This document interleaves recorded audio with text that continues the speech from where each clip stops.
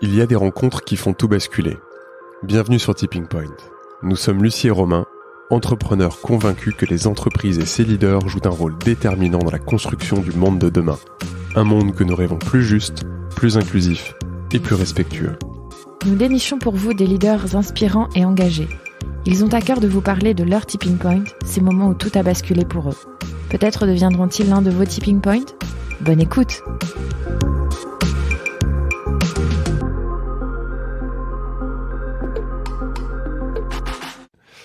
Bonjour Grégor. Bonjour. On est ravis avec Lucie de t'accueillir dans ce nouvel épisode de Tipping Point. Alors c'est assez marrant, Grégor, parce que quand on tape ton nom sur Google, à peu près les 50 premiers liens, on trouve l'homme qui a traversé la Manche à la nage. Alors moi je savais pas, il paraît que t'es le 33e ou 34e homme à avoir traversé la Manche à la nage. Mais quand on s'est rencontrés, Grégor, tu nous as partagé un peu plus de tipping point que ça. Et on a super envie d'en découvrir un peu plus sur toi, savoir qui tu es. Bien sûr, l'élément de la traversée doit très certainement être un tipping point. Et tu nous raconteras très certainement un peu cet événement-là. Mais avec Lucie, on est hyper à l'écoute de toi, de ton parcours, de savoir qui tu es, d'où tu viens, ce que tu fais. Et pour commencer, Grégor, est-ce que tu peux te présenter, s'il te plaît ? Je suis très heureux d'être là avec vous aujourd'hui, de pouvoir échanger et avoir cet échange. Pour me présenter, moi j'ai tendance à dire que en fait je suis un explorateur. Mais explorateur sur un format très simple, c'est que j'adore explorer, que ce soit les limites personnelles et internes qu'on peut avoir, ou aller explorer vers l'extérieur. Et j'ai plusieurs véhicules pour le faire. L'entrepreneuriat en est un. Le sport de haut niveau, ou plutôt le sport très engageant et de l'ultra-distance pour moi en est un aussi. Et le troisième, c'est aussi par rencontre et opportunité, et ça me permet aussi d'aller me confronter aussi avec des regards différents. Et je fais des sujets un peu similaires que vous avec Tipping Point, c'est que j'adore aller rencontrer des personnes que je n'aurais pas, ou avec qui je n'aurais pas discuté. Et ça, c'est un truc qui m'éclate vraiment, c'est que j'essaye toujours de comprendre comment la personne en face de moi, quel système de croyance il a, comment il est, et essayer de comprendre pourquoi il en est venu à certaines de ces mécaniques. Et il y a tellement de choses à découvrir, notamment sur l'écologie. Il y a plein de sujets à voir. Donc voilà, et c'est quelque chose, moi, qui me touche fondamentalement. Et ça, c'est un gros sujet pour moi. Tu viens d'où, Grégor ? Tu as commencé où ? À quel moment, je sais pas, tu te dis tiens, c'est la natation pour moi, et à quel moment tout ça te vient, l'entrepreneuriat et le sport. Raconte-nous. La natation vient, c'est un truc familial. J'ai un grand-père qui était assez nageur de très longue distance. J'ai ma mère qui était prof agrégée d'EPS. Et en fait, c'est venu, j'ai commencé à nager à l'âge de 2 ans, ce qui est très jeune, très petit. Et pour moi, c'est un environnement que je trouve incroyable. Depuis tout petit, j'ai ce souvenir. Moi, j'adore être dans l'eau. Et je trouve que l'eau a une espèce de crudité vraiment assez folle, parce qu'en fait, ça exacerbe vraiment plein de choses. Et il y a le côté de se mettre à nu, parce que si t'as tapé mon nom et mon prénom sur Google, les premières images que t'as de moi, c'est des photos de moi en slip de bain. Tu en vois très joli slip rouge d'ailleurs. Merci. Et donc, en fait, voilà, la natation, c'est venu, mais j'ai eu pas mal d'épisodes de vie où je faisais plus du tout de sport, mais jusqu'à un jour où j'avais vraiment envie de me remettre et de réutiliser mon corps. On parlait de ça tout à l'heure. C'est l'utilisation de son corps, et je trouve que la natation est la natation en eau libre. Donc, dans des milieux naturels, extérieurs, la connexion à la nature n'a strictement rien à voir. L'impact qu'on a aussi sur l'environnement n'a strictement rien à voir. Et puis, on est au contact de d'autres animaux, et c'est ça que je trouve vraiment incroyable. Que ce soit en mer, en lac, ou dans des milieux, dans plein de milieux différents. Et donc, c'est quelque chose que j'ai toujours aimé, nager, et je suis un très gros fan de l'eau. Donc, voilà sur la partie sportive. Et sur la partie entrepreneuriat, ça va faire 8 ans que je suis entrepreneur.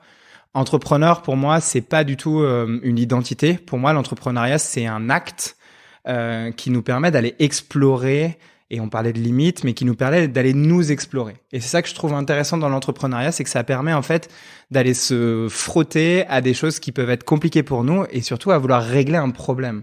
Ce problème, il peut être de plein d'endroits différents, mais je trouve qu'il y a une non-focalisation sur à quel problème on veut répondre. Et moi, c'est quelque chose, et je trouve que c'est un véhicule assez puissant de pouvoir entreprendre. Et c'est pas vous qui allez me dire le contraire, mais c'est un lifestyle. En fait, c'est pas on est ou on n'est pas entrepreneur. C'est que quand on entreprend quelque chose, on va entreprendre sa vie au sens noble et au sens large du terme. Et je trouve que c'est un terme qui est galvaudé que capitalistique. Et je trouve qu'il y a un vrai intérêt de travail sur comment entreprendre sa vie, comment entreprendre des choses qui nous touchent, qui nous mettent les poils, enfin qui nous font vraiment vibrer. Et moi, c'est quelque chose que j'ai beaucoup pendant très longtemps que j'ai coupé et où je me suis pas écouté. Et là aujourd'hui maintenant, j'ai décidé à un moment donné, par le biais de l'entrepreneuriat, de le faire. Et donc ça, c'est quelque chose qui me touche vraiment au plus profond. Là, j'entends un tipping point. C'est quoi ce qui, un jour, tu te réveilles en disant j'ai coupé et là, maintenant, je me lance, j'y vais, je fonce dans l'entrepreneuriat. Pourquoi l'entrepreneuriat et qu'est-ce qui se révèle pour toi? C'est quoi, tu vois, qui te permet de te rendre compte de tout ça? Quelque chose d'assez complexe qui m'est arrivé. J'ai perdu mon père très jeune. Enfin, j'ai perdu mon père à l'âge de 20 ans. Et en fait, ça a fait un trigger chez moi assez important. C'est que il était dirigeant d'une toute petite entreprise industrielle dans l'Ain. Et en fait, quand un dirigeant part de sa société et de sa structure, c'est très compliqué pour pouvoir faire tout ce qui est remplacement, pour pouvoir les comptes sont gelés. Enfin, il y a énormément de mécanismes qui se mettent en route et il y a un gros risque que l'entreprise tombe en rideau. Et moi, à l'époque, j'avais 20 ans et ma grande sœur en avait 23. Et ma grande sœur travaillait avec mon père dans l'entreprise de mon père. Et en fait, elle prend la gérance de cette structure et de cette entreprise. Et on est en quelle année, pardon? On est il y a 14 ans maintenant. 14 ans. Et en fait, ça crée une frustration incroyable chez moi en me disant, mais en fait, je me sens totalement démuni.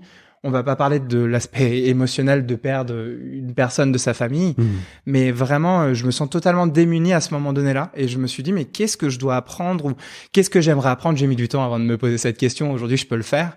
Mais en fait, c'est quelque chose, voilà, qui m'a passionné. Et puis, moi, je voyais, quand je rentrais de soirée, je voyais mon père le matin, le dimanche, à 6h du matin, devant son ordinateur. Il apprenait à taper à l'ordinateur pour aller plus vite dans sa boîte. Et moi, je rentrais de soirée. Et moi, ça m'avait toujours touché et marqué de voir comment on pouvait entreprendre sa vie et de se dire que c'était pas que le lundi à vendredi, mais que lui, le dimanche matin, il tapait sur son ordinateur, après il allait faire son jardin, et il retournait dans sa boîte, il passait du temps avec ses enfants, et voilà. Et j'ai toujours un peu baigné dans ce mécanisme, et je me suis dit, un jour, je pense que je voudrais apprendre ce que j'aurais voulu apprendre à ce moment donné-là, même si j'ai pas de regrets par rapport à ça. Mais voilà, ça pour moi, c'est un trigger, un tipping point vraiment important dans la douleur, mais ça a été vraiment un gros apprentissage qui m'a fait basculer sur la partie entrepreneuriale. Ok, et donc là, à 20 ans, cette perte te marque, tu te lances tout de suite ou tu commences ailleurs, tu vois, c'est quoi un peu le cheminement pour qu'on te suive là-dedans?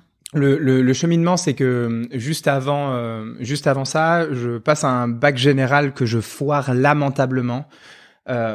Pour moi, je faisais un bac STI génie électrotechnique et en fait, je voyais pas ce que je faisais là, j'étais pas du tout intéressé par ce que je faisais. Les seuls trucs qui m'intéressaient, c'était l'histoire et la biologie et le sport.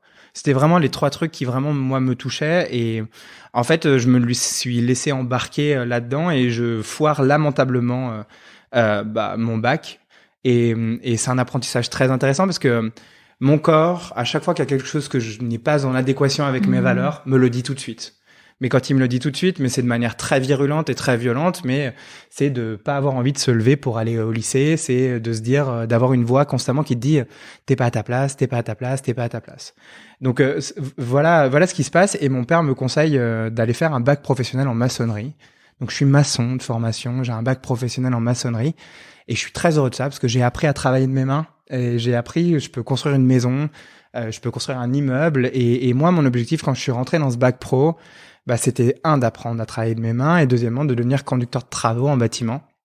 Et ce que j'ai fait tout de suite derrière, c'est que je suis devenu et je faisais de la gestion de chantier sur des chantiers de plusieurs millions d'euros où mon job c'était de mettre des gens qui n'aimaient pas se parler et en fait de faire parler à un architecte, un maçon, un plombier, un électricien et de faire qu'ils se parlent le même langage.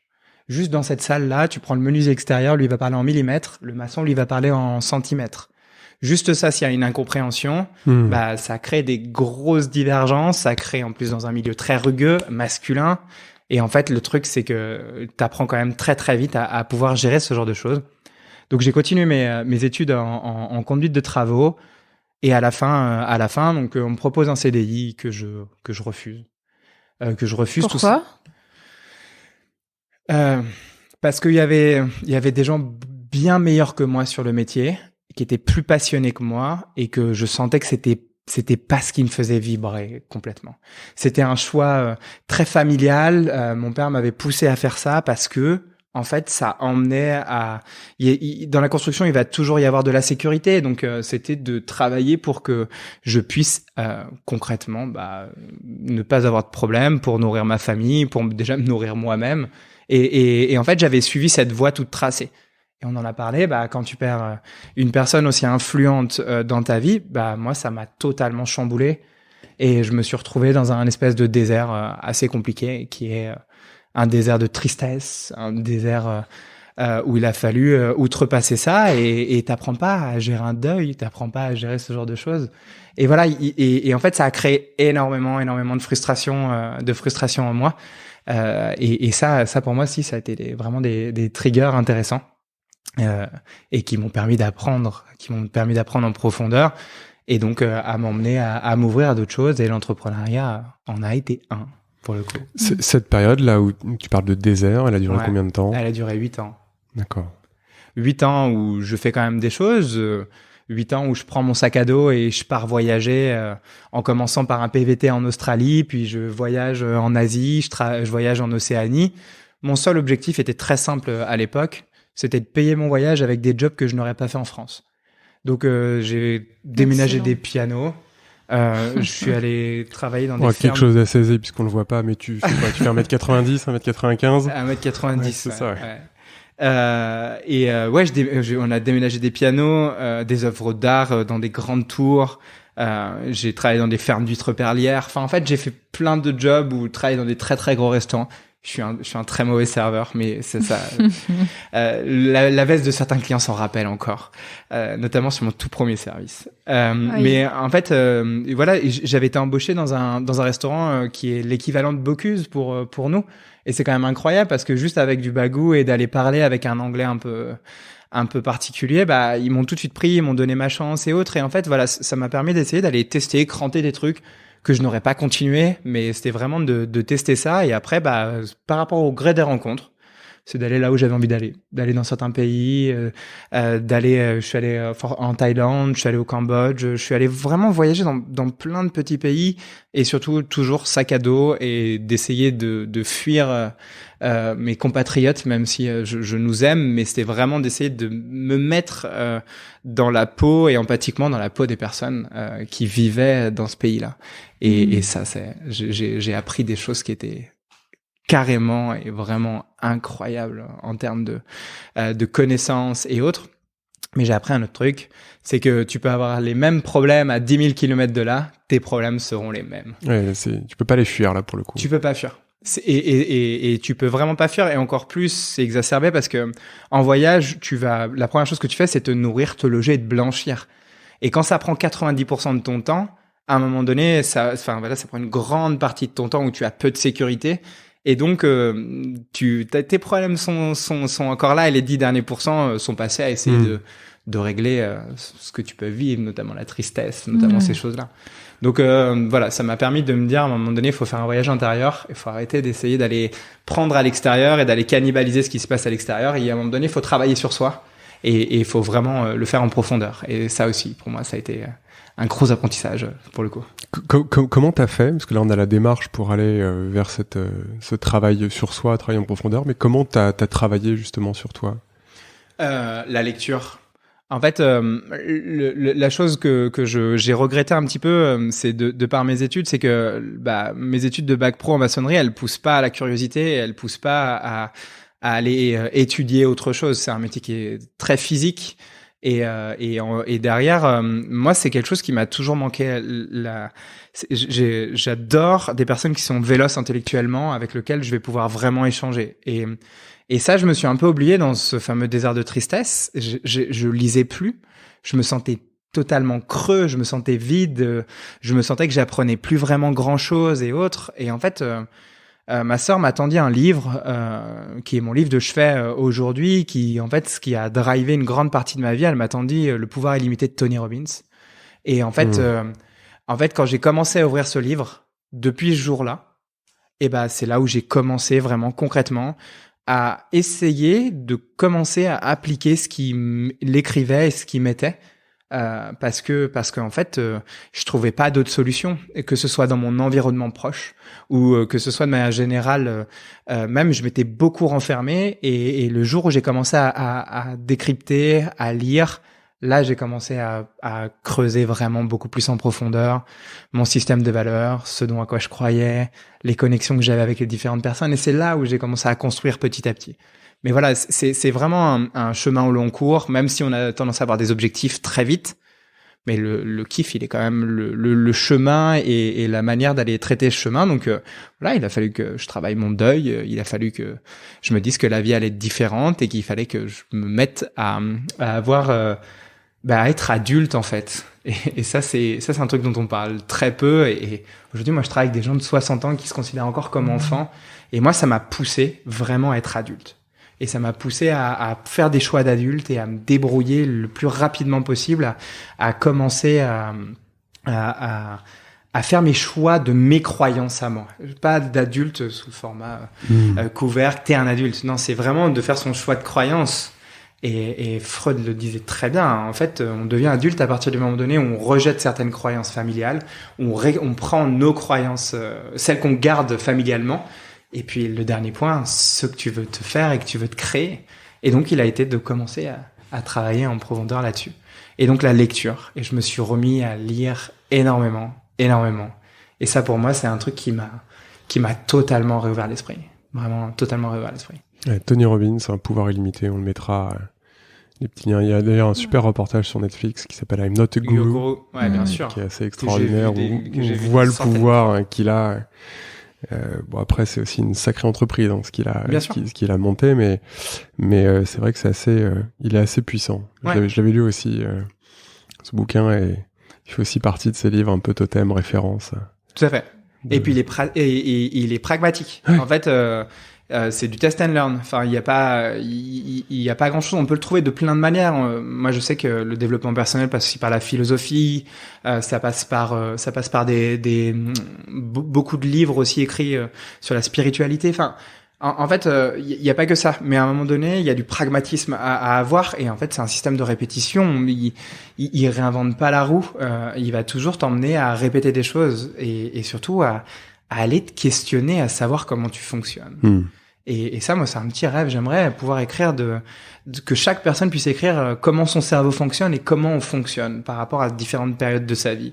Et il y a plein de choses à aller développer, à écrire là-dessus, quoi, pour le coup. Il y a des questions auxquelles tu t'es confronté qui ont été compliquées pour toi d'aller regarder, d'aller creuser. Parce que tu sais, dans ce chemin-là, il y a toujours des choses qui sont plus ou moins faciles pour chacun et à des endroits différents. C'est quoi ce qui a été le plus compliqué pour toi ? Il y a deux choses qui ont été compliquées. La première, c'est que j'ai été champion du monde de la fuite. Mais quand je te dis champion du monde de la fuite, je pouvais trouver des moyens de fuite vraiment incroyables pour pas me mettre en face de mes émotions. Et ça, vraiment, je fumais beaucoup, je buvais beaucoup, je sortais avec mes potes presque tous les soirs. Il y a que le lundi soir où En fait, au bout d'un moment, au-delà de la partie question, la première, c'est déjà de se mettre en face de l'inconfort, de la douleur, de la tristesse et de la difficulté. Ça pour moi, c'est l'un des premiers enjeux qui a été très très dur pour moi. Et même aujourd'hui, hein, je vois très bien quand je veux pas m'affronter quelque chose, tu binges très facilement une série, tu vas vers un truc vraiment hyper facile, très takeaway, tu vois, en première intention pour pas te mettre en face. Donc ça, c'est un premier sujet. Vraiment, on pourra en parler si vous voulez creuser un peu plus, mais ça, c'est vraiment un premier sujet. Ensuite, moi, toutes les questions, j'ai parlé de ça. Ouais, il y a des questions pour moi qui ont été assez dures à ouvrir, notamment sur mon rapport à la réussite et notamment sur mon rapport à la douleur et au dolorisme. En fait, là où j'arrivais pas à voir, tout ce qui touchait concrètement au passage à l'acte et à me mettre en action, pour moi, était considéré comme de la douleur. Et en fait, j'avais vraiment énormément de mal à mettre en face des choses et en face de la douleur. Et donc, j'ai dû beaucoup travailler sur mon rapport à ça. En fait, on essaye d'éviter la douleur quoi qu'il arrive. Notre cerveau est fait pour ça. Et moi, mon système de croyance au départ était vraiment tourné autour de ça. Et donc, j'ai dû aller affronter certaines choses vraiment qui étaient très compliquées pour moi à gérer sur la douleur, et notamment qu'est-ce que je peux faire de cette douleur? Qu'est-ce que je peux faire de cette tristesse? En fait, est-ce que je peux vraiment le transformer en quelque chose de positif pour me sortir de cette espèce de tunnel noir hyper compliqué, hyper dur à gérer, que j'ai traîné pendant très longtemps. Donc c'est vraiment ça, c'est vraiment ça. Et le deuxième, c'est aussi, on pense que tout prend énormément de temps. Et ça aussi, pour moi, c'est des questions qui ont toujours été compliquées dans l'axe du temps. C'est pour pouvoir sortir de phase de deuil ou sortir de certaines choses. Il y en a qui te disent que ça prend une vie, ou il y en a qui vont me dire que ça prend 10 ans, il y en a d'autres qui vont me dire que ça prend 5 ans. Mais en fait, en fin de compte, c'est le mood dans lequel tu es à un moment. Et moi, j'avais un très gros problème ou des questions je me suis posé beaucoup de questions sur ce rapport au temps, à me demander est-ce qu'on peut claquer des doigts et juste transformer les choses? Et c'est d'ailleurs, on parle de Robbins, c'est ce que exprime Robbins, c'est qu'on a passé énormément de temps. Il y a des gens qui ont mis 20 ans, 30 ans, 40 ans et qui n'y sont pas encore sortis. Et en un claquement de doigts, tu vas pouvoir switcher ça. Et ça, pour moi, ça a été des questions qui ont été assez compliquées, parce que j'ai toujours cru que ça prenait beaucoup de temps, que tout prend énormément de temps. Et en fait, tu peux beaucoup plus composer facilement et faire réduire ce temps-là. Donc voilà des grosses questions sur lesquelles j'ai travaillé ma spiritualité. Enfin, je me suis posé des milliers de questions pour le coup. Et ça veut dire quoi alors réussir pour toi?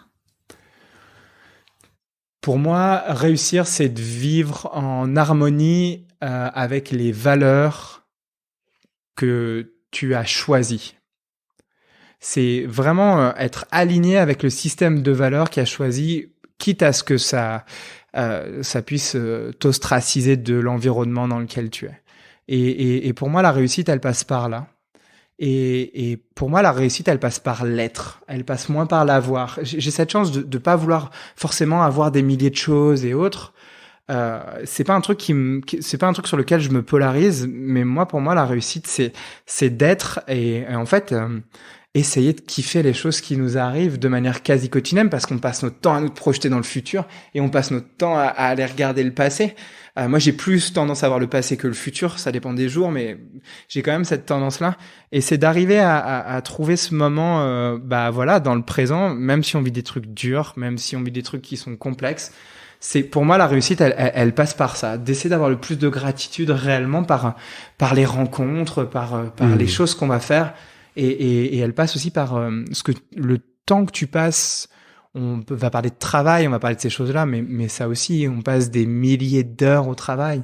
Si on peut appeler ça du travail, mais c'est de trouver aussi ce qui nous donne envie de nous lever le matin.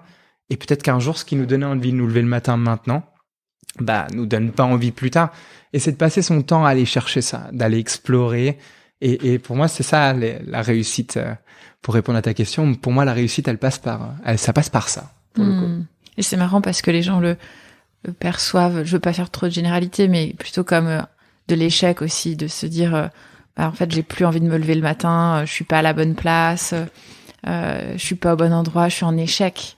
Alors que peut-être que c'est justement le premier step de la réussite, de ce réalignement, mais c'est difficile. C'est un message.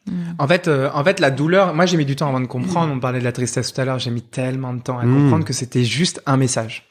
Que c'était pas un truc pour m'embêter, que c'était pas un truc et la vie est tellement bien faite qu'elle reviendra toujours. Tant que t'as pas réglé un sujet, ça reviendra toujours de plus en plus fort, de plus en plus fort, de plus en plus fort. Et ça, voilà, j'ai pas mal d'exemples là-dessus. Et ça en fait partie. Et donc, c'est aussi, on parle souvent d'intelligence, mais je pense aussi l'intelligence, il est de comprendre les émotions et pas de partir que sur les émotions darwiniennes ultra primaires. On a une langue qui a des nuances incroyables. Et en fait, c'est ça aussi, cette compréhension, d'avoir cette compréhension émotionnelle. Parce que quand tu te lèves pas le matin, une fois, deux fois, tout va bien. Enfin, tu te dis, OK, c'est juste un passage à vide et autres. Mais si on continue, ça va devenir un trait de caractère et ça va se transformer par des prises d'anxiolytiques, par des choses qui vont pas forcément t'aider alors que ça n'était juste qu'un message. Et pardonnez-moi pour mon langage, mais je trouve que le langage chartier à des moments a vraiment, vraiment, vraiment de l'impact. Et c'est ce que je dis, et là je coach un teenager en ce moment. Les émotions, quand je lui dis, et tu peux lui poser la question, maintenant il te répond ça, je lui dis c'est quoi les émotions pour toi? Il fait Grégor, c'est un putain de message. Et les émotions sont un putain de message. Et il ne faut pas tuer le messager. Il faut le prendre. Et des fois la bonne nouvelle et le message n'est pas celui qu'on attendait. Ça c'est encore un autre débat. Mais c'est vraiment ça. Et on parlait de tipping point. Et pour moi, c'était un apprentissage incroyable. Quand je savais que fallait que je fasse mon deuil ou quand toute la tristesse ou la mélancolie que je pouvais avoir, à un moment donné, ça veut juste dire que il y a un temps et il y a un temps pour tourner la page et de se dire que c'est terminé, que ça fait partie de la vie. Et voilà, ça m'a fait aussi vachement réfléchir à la mort pour le coup. Joyeux Noël. Ouais, le message, il est douloureux tant qu'on prend pas le sujet à bras le corps. C'est un défi quand on le prend, et c'est un cadeau une fois qu'on a passé cette étape-là. C'est un peu le sentiment que j'ai, en tout cas, c'est ce que je ressens quand tu parles de message. C'est pour ça que l'enjeu, il est de plutôt pas suranalyser ce qui se passe, mais c'est de prendre le message pour ce qu'il est. Et des fois, de la tristesse n'est juste que de la tristesse. Enfin, il faut pas suranalyser, passer son temps à suranalyser son système émotionnel et ce qui se passe. Mais par contre, on a quand même un ordinateur de bord qui est incroyable, que ce soit notre corps, que ce soit les émotions, et ça, on apprend, on se force. Et moi, c'est un truc qui m'a toujours fasciné, c'est d'attendre qu'il nous arrive quelque chose de grave, de violent pour se mettre en action. Et la crainte, la peur, la douleur est le plus gros trigger, et même un plus gros trigger que l'amour, malheureusement. Mais ce que je veux dire par là, c'est que cette mise en action, on attend presque souvent qu'on n'ait pas la possibilité de faire autrement. Et ça aussi, moi, je trouve que c'est un véritable enjeu parce que des fois, on peut se mettre dans des systèmes de douleur tellement forts avant de passer à l'action. Et ça, moi, ça aussi, c'est un autre enjeu en termes de tipping point, c'est que j'adore écouter les signaux faibles qui existent parce que, en fait, je trouve que c'est dans les signaux faibles où on démarre petit à petit. C'est là où tu vas voir que la chose va grandir et c'est là où il y a peut-être quelque chose à faire concrètement, où il y a un acte à aller poser par rapport à ça. Mais sinon, on attend la douleur parce que nous sommes programmés pour l'éviter. On a un bon ordinateur, mais parfois on a un logiciel qui est un peu pourri. Tout à fait. Un bon 98 aujourd'hui. Donc il faut upgrader. Il faut upgrader le truc. Et on vit aussi. Je vais faire une méga généralité, mais parfois dans une société qui valorise beaucoup le mental et le fait qu'on arrive à aller tout intellectualiser, et assez peu le fait de ressentir et d'être dans son corps et d'être dans l'écoute de l'émotion. Tu parlais des signaux faibles. Je sais pas quelle est toi la définition que tu as des signaux faibles, mais moi je crois que les signaux faibles, c'est tout ce qui nous étonne. Okay. Et quand on n'est plus étonné, je pense qu'on n'est pas à l'écoute des signaux faibles. Les gamins, par exemple, je les trouve super attentifs aux signaux faibles. Mm-hmm. Ils s'émerveillent de tout, ils s'étonnent de tout, et ils ont aussi cette capacité à être ici et maintenant, ce que nous, on sait plus faire. Eux, leur logiciel, faut essayer de le préserver comme ça, parce que avec le temps, on devient complètement obsolète avec des 98 pourris. Et justement, si on parle du corps, Grégor, c'est pendant cette période-là aussi que tu te remets à nager et que tu prépares ou que tu fais des longues distances, ou ça vient plus tard? Comment est-ce que tu arrives à allier à la fois tout ce chemin personnel, cette introspection et la natation? En fait, je me remets à nager parce qu'en fait, je suis en train d'intoxiquer tous les signaux corporels que je peux avoir. Comme j'ai dit tout à l'heure, je fume, je bois beaucoup, je sors beaucoup, et en fait, je m'écoute plus du tout. Et du jour où ma sœur m'a tendu ce livre, je me suis dit que mon premier chantier, restons dans la métaphore de la construction, mais mon premier chantier, c'est de me remettre physiquement d'aplomb. Et la première chose vers quoi je me tourne, c'est la natation. C'est vraiment la toute première chose vers laquelle je me tourne parce que j'avais besoin en fait de faire quelque chose où j'avais pas de risque d'avoir un casque, d'avoir quelque chose à l'extérieur et de me mettre dans un milieu dans lequel je me sente plutôt safe. Et donc c'est là où je commence à aller nager. Et à l'époque, j'étais à Paris et j'allais nager dans la piscine de Neuilly de temps en temps. Voilà, j'y allais une fois par semaine, puis c'est monté par 2, c'est monté à 3. Et en fait, j'ai commencé à aimer ça et j'ai commencé à tester plein de méthodologies où j'arrête totalement de fumer. Aujourd'hui, je me considère même plus comme non-fumeur, enfin même pas comme un ancien fumeur. Je suis non-fumeur en fait parce que j'ai travaillé et testé des premiers outils de coaching qui étaient tout le sujet de la PNL, de l'identité.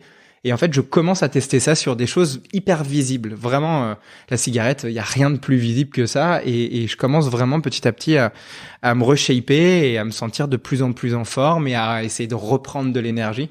Et c'est comme ça que ça migre petit à petit. Et parmi des trucs qui me font vraiment vibrer, c'est que de temps en temps, j'aime bien faire un reset. Je prends une feuille blanche et j'écris tout ce que je rêve d'être et ce que je voudrais accomplir. Et en fait, sur cette fameuse feuille, je ne sais pas pourquoi, mais c'était 7 ans avant, hein, j'avais marqué me remettre d'aplomb physiquement, arrêter de fumer, arrêter de boire. Donc ça, c'est ce que je ne voulais plus. Et donc, je suis allé, qu'est-ce que je voulais être? Donc, avoir de l'énergie, comment travailler mon système d'énergie. Enfin, voilà, c'était vraiment de me remettre dans une grosse forme et de faire mon âge, en fait, à l'époque. Et ensuite, j'avais plusieurs choses. Et parmi celles-là, je vais écrire que je rêvais de traverser la Manche à la nage. Me demande pas pourquoi j'ai écrit ça. Mais en fait, c'était déjà ancré en moi et je suis pas nordi, j'avais jamais mis les pieds une seule fois dans la Manche, mais c'était considéré comme l'Everest de mon sport et c'était une idée qui était là, qui était posée sur cette fameuse feuille 7 ans, 8 ans avant. Et en fait, j'avais tout marqué, ligne par ligne. Et j'avais marqué grosso modo quand est-ce que je voulais le faire et la Manche était dans les 10 ans à venir. Et c'est un projet que j'avais laissé un peu en suspens. Et parmi les projets, il y a l'entrepreneuriat. C'était de monter ma toute première boîte. Enfin, et c'est assez fou parce que j'ai encore cette feuille. Et si je la relis, tout ce que j'ai marqué sur cette feuille, je l'avais relié un petit peu, mais 1 an plus tard, je savais plus qu'elle était là.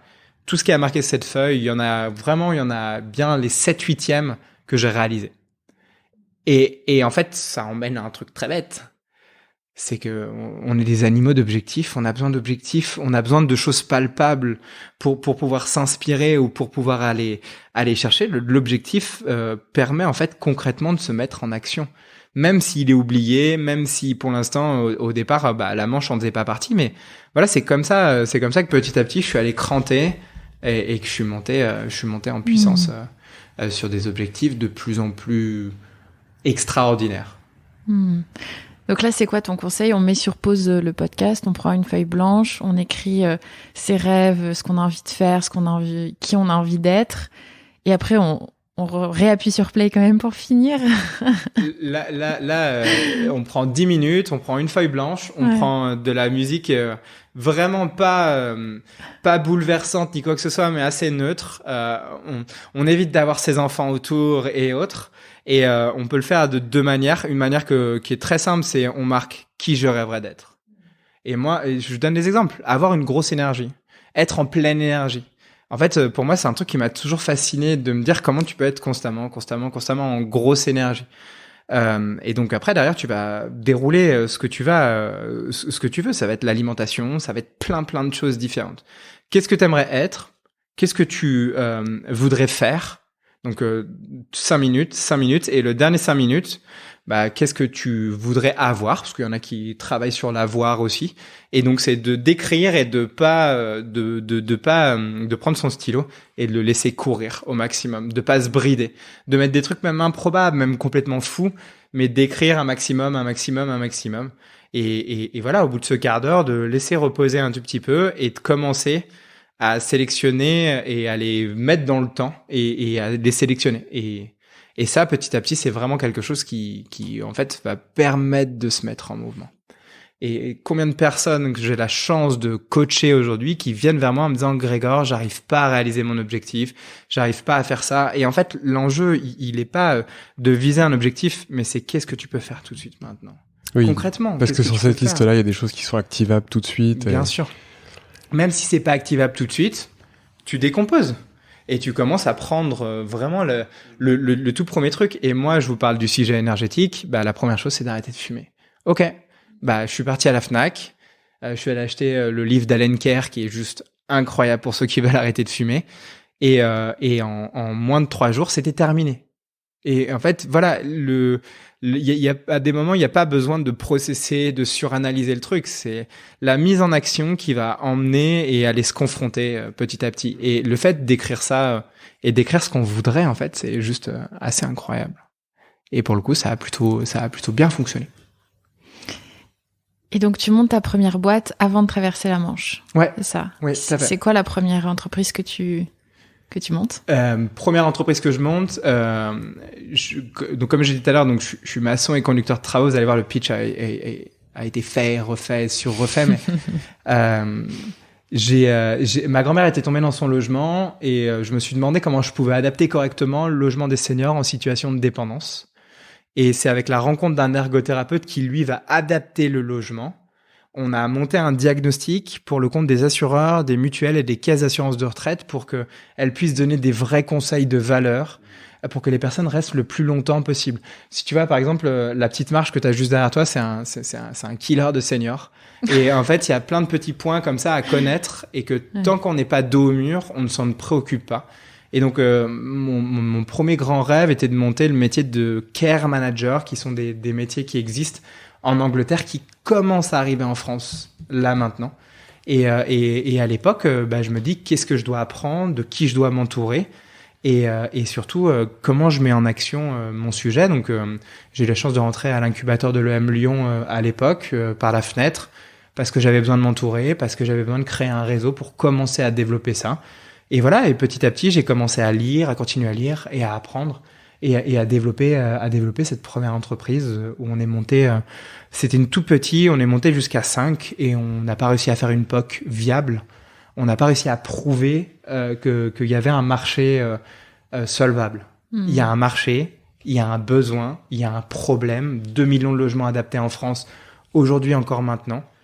Mais on n'a pas réussi à montrer, et je n'ai pas réussi à montrer la POC, et qu'il y avait un vrai besoin de marché, malgré le besoin. Et ça a été vraiment une expérience incroyable. Quand tu dis tu n'as pas réussi, les gens ne sont pas prêts à payer pour ça. Non. Ouais, c'est ça. Ouais, mais c'est moi qui ai fait le choix de typologie de clients, c'est moi qui ai fait le choix des typologies de seniors qu'on allait aller voir, donc c'est mon choix. Mais donc ça, c'est aussi très important, c'est de prendre sa responsabilité en tant que CEO et en tant que développeur de boîte, c'est ta responsabilité à toi. Et en fait, oui, il y a un besoin, mais sauf que personne ne veut payer. On est sur un espèce de no man's land entre notre système de santé, on est entre no man's land avec toutes les boîtes de services à la personne, et on avait créé un gros réseau, un gros tissu. J'ai gagné des prix entrepreneuriaux tout autour du ventre, mais j'ai appris 2 grands trucs. Les prix entrepreneuriaux ne font pas un marché et ne font pas de clients.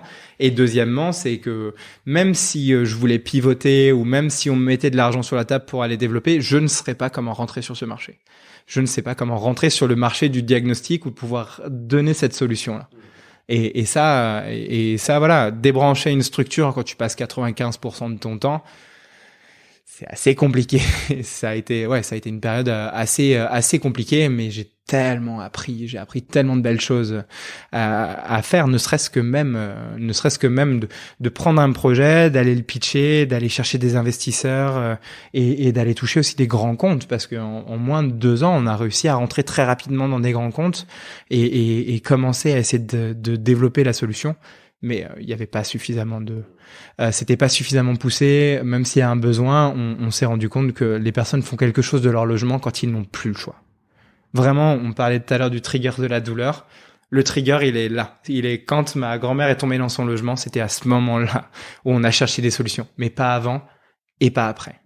Et donc c'est soit j'allais acheter des baignoires dans les pays de l'Est et j'allais les revendre 5-6 fois leur prix.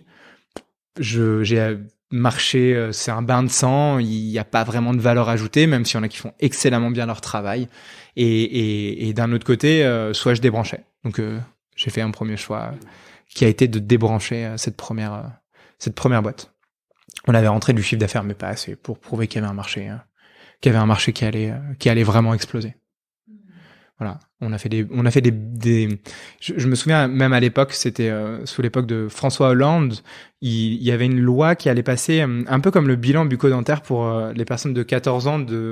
On payait un rendez-vous chez le dentiste aux personnes de 14 ans pour qu'ils aillent faire un test. Et à l'époque, ils étaient en train de monter un truc très similaire sur l'adaptation des logements, et pour toutes les personnes de plus de 75 ans, il y allait avoir un test et un diagnostic gratuit. Ça fait partie des propositions à l'Assemblée qui a été faite. Je me souviens comme si c'était hier, il était 3h du matin, débat, il devait être 7 dans l'Assemblée, débat là-dessus, première loi qui passe dessus, elle est enlevée du projet de loi. Et là, tu te dis que tu as posé ton marché sur une brique qui était quelque chose qui aurait pu être drivé par le gouvernement, mais ça a été enlevé dès le premier tour. Donc ce jour-là, on a pleuré toutes les larmes de notre corps et on s'est dit que c'était pas ça et que ça allait pas le faire. Donc voilà, bel apprentissage pour le coup. Et là, une fois que tu as débranché, je pleure. Ok. Longtemps. Tu te remets. Les gens vont croire que je suis dans une tristesse totale tout le temps. Alors que pas du tout. T'as un smile de dingue, c'est cool. Je suis sur mon canapé rouge en train de me demander ce que je vais faire de ma vie. Et c'est là où j'ai pas encore compris que l'entrepreneuriat n'est pas une identité. L'entrepreneuriat est un style de vie, mais je veux absolument continuer à être entrepreneur. Et forcément, comme on a vu mon parcours avant, je suis approché par 2-3 personnes qui trouveraient intéressant que je rentre dans leur équipe. Et donc, je suis approché par une boîte qui travaille sur tout ce qui touche au diagnostic des véhicules de société et de la big data autour des véhicules de société. Et là, je prends, comme j'ai réussi à rentrer dans des grands comptes, je prends la partie BizDev et je prends quelque part dans la structure et je décide d'y aller. Sauf que 1, je n'ai pas fait mon deuil de ma boîte d'avant. 2, je veux absolument continuer à être entrepreneur. Et 3, un truc que j'apprendrai plus tard, c'est que j'adore l'idée. J'ai du respect et je pense qu'il y a des très grands leaders et j'aurais aucun problème à mettre avec un leader quelqu'un d'inspirant.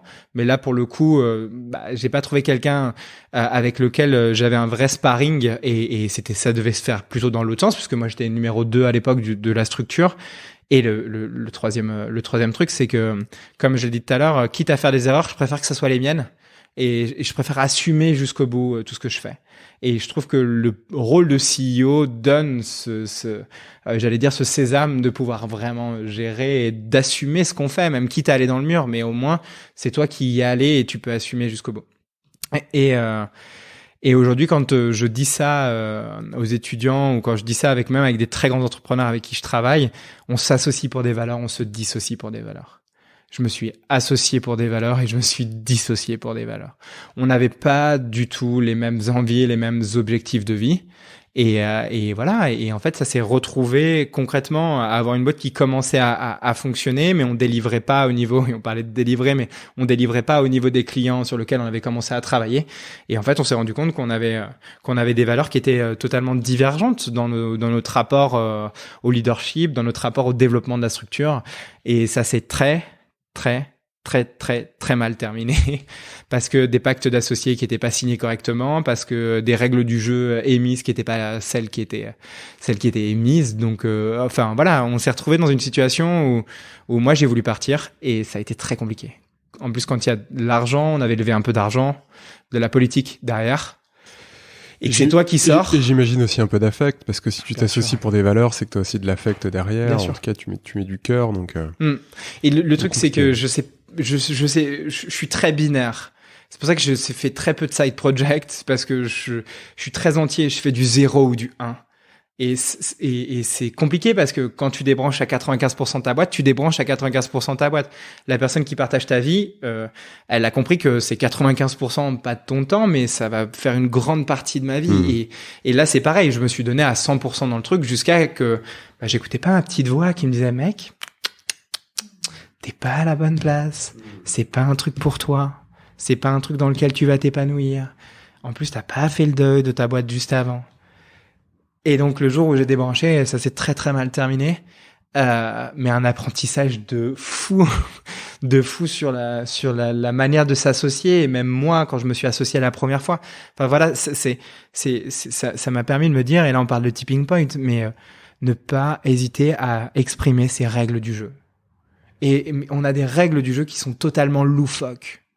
Mais elles sont loufoques peut-être pour nous, mais pour la personne en face, si on ne parle pas et si on n'aimait pas les choses et si on ne travaille pas sur soi et qu'on ne se connaît pas, ça devient très vite compliqué, encore plus quand il y a de l'argent, encore plus quand il y a de l'affect, encore plus quand il y a de la politique autour, encore plus quand il y a des grosses boîtes qui adorent le milieu start-up et qui commencent à mettre des tickets à droite à gauche sur des boîtes pour voir un peu comme Dieu en train de regarder des fourmis se débattre et regarder ce qui s'y passe. Et voilà, l'enjeu, c'est que moi, il n'y avait pas ces règles du jeu. Il s'avère que ça s'est très mal terminé. Mais c'est hyper compliqué, cette notion d'association, d'être en capacité d'exprimer un peu sa vérité, en fait, mais sa vérité à soi, sans aller entacher celle de l'autre ou sans aller juger même celle de l'autre.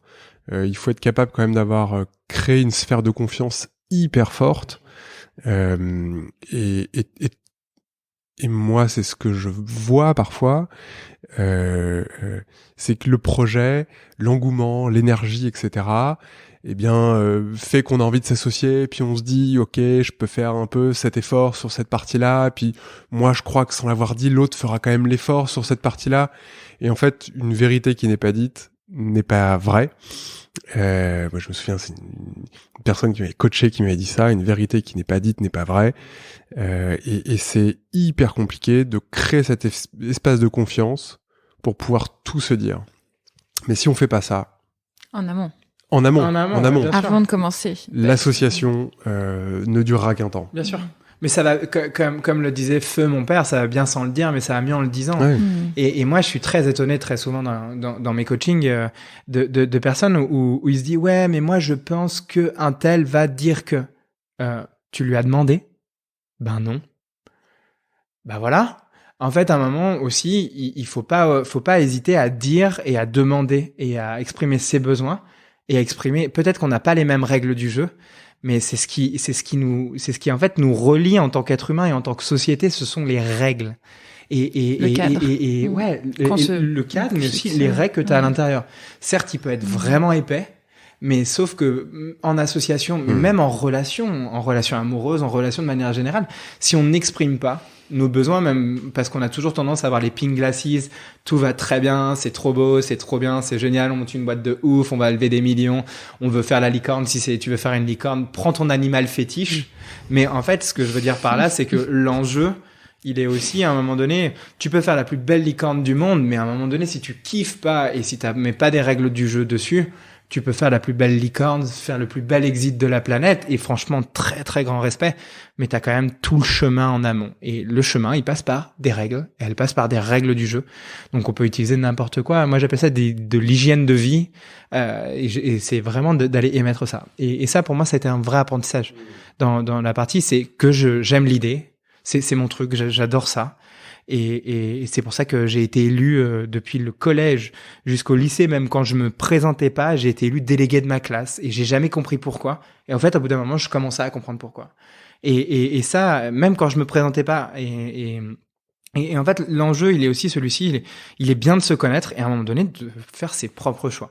Et là, c'était pas les miens. Et là, c'était une envie absolument de rester dans mon identité. Je suis entrepreneur. Je suis qu'avec des entrepreneurs.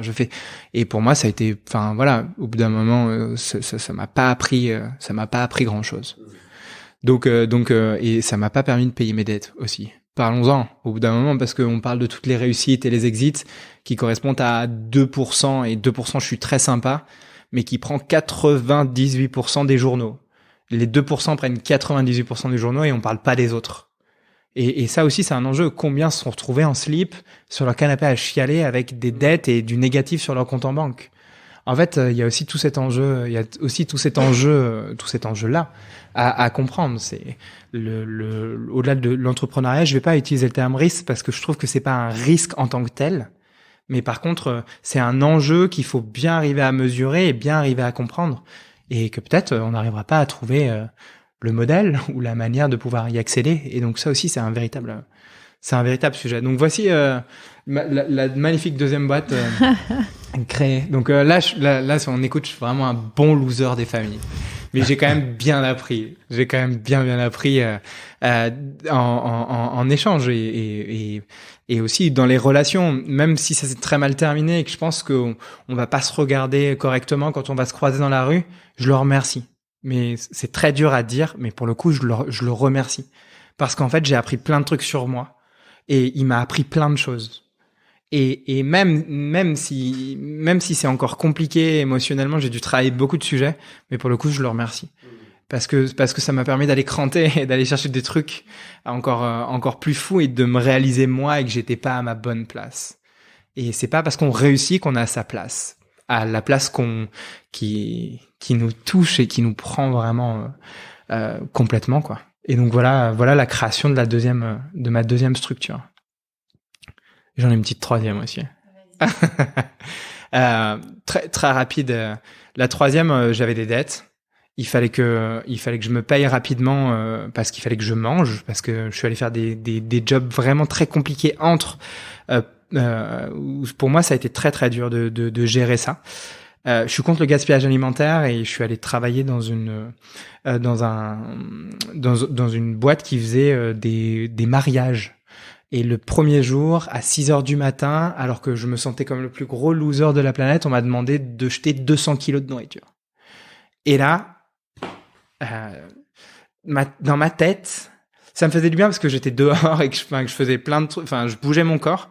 Mais dans ma tête, je me suis dit, va pas falloir que tu restes trop longtemps là-dedans parce que ça va être pesant et parce que ça va être très compliqué pour toi et que c'est pas là où tu dois être. Mais ça a été vraiment un électrochoc de reprendre plein de petits jobs en parallèle juste pour me nourrir. Et là, c'est là où je monte ma troisième boîte. Je bosse pour une boîte de conseil qui en fait crée des boîtes pour des boîtes. Et là, on est 2 entrepreneurs avec 2 intrapreneurs en face. On va les appeler chargés de projet.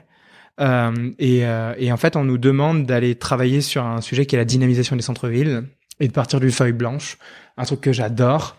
On est 2 et l'objectif, c'est de trouver les moyens, avec le backup de la grosse boîte derrière, de trouver les moyens de pouvoir aider le plus de centres-villes à redynamiser leur tissu économique.